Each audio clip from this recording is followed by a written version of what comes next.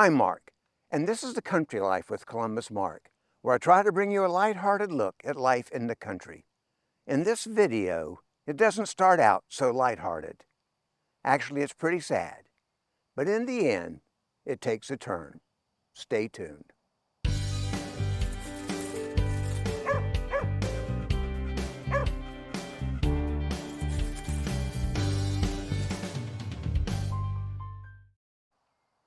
I suppose every city and every town has something in their past they would rather not talk about, and they would hope people never heard about.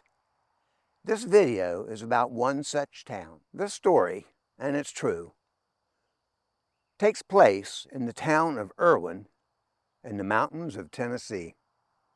Dates back to 1916. Erwin was a pretty big train town, and it was that way until not too long ago. And being a big rail yard had a lot to do with this story. Up the road in Kingsport, Tennessee, was going to be a performance of the Sparks Circus. And one of their main attractions was a 5-ton elephant named Mary, supposedly bigger than Jumbo. They were having a parade for the Sparks Circus in Kingsport to get people all excited to come see the circus. Riding on top of Mary was a brand new trainer. I would hardly say he was a trainer at all. Just a few days before, he was a bellhop at a hotel. Well, Mary decided she was going to take a little detour and head off towards some watermelon. Off on the side, someone was displaying or eating or whatever. And this new trainer, not knowing exactly what to do, but wanted to show Mary he was boss, took a metal pick on a hook that they used to kind of train elephants in those days, and took a jab at Mary's head, maybe more than once. Mary, being startled and not knowing what to do, reached with her trunk, grabbed the trainer, and threw him to the ground. Then the story says Mary stepped on his head and killed him. That set off a lot of mayhem in Kingsport, and they demanded justice for this trainer.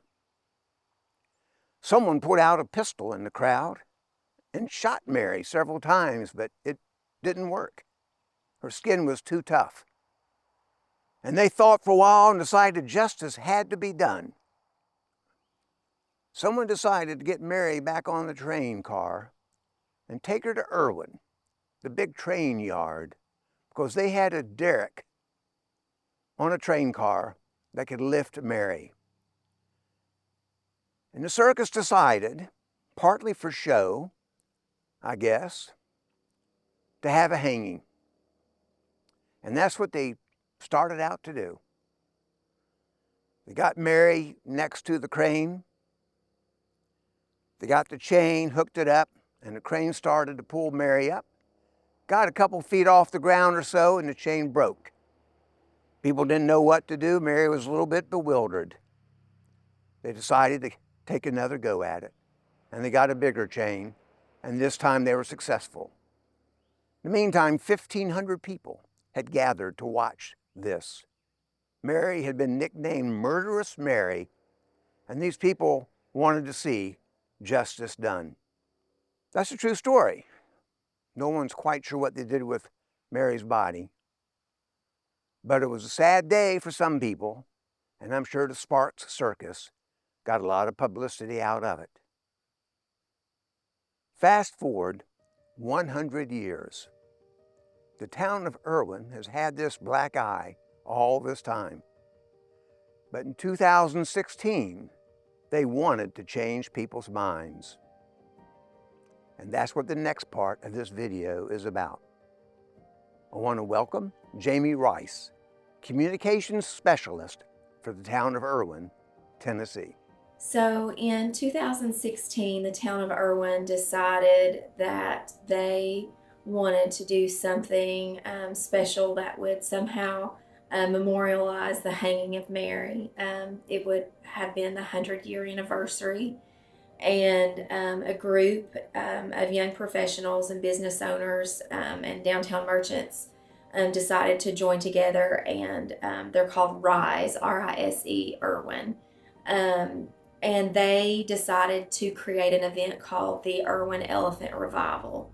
And this was a way for locals and business people in town to really retell the story that had really been a black eye for us for 100 years. And we felt like the 100-year anniversary was the perfect time to change that image.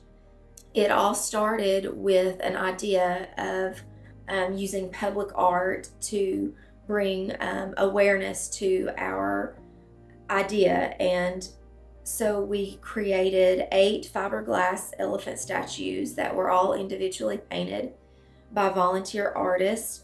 We had them on display all summer long on Main Street.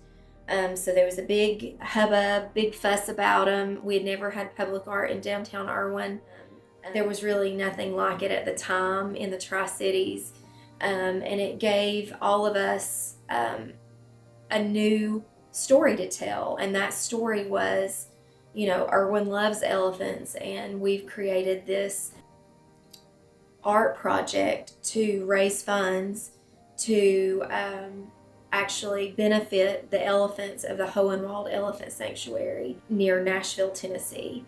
That year we actually raised over $12,000 at our very first auction. The national attention that we got for doing something so sincere and so genuine, to try and change this image of who we were as these, barbaric elephant killers.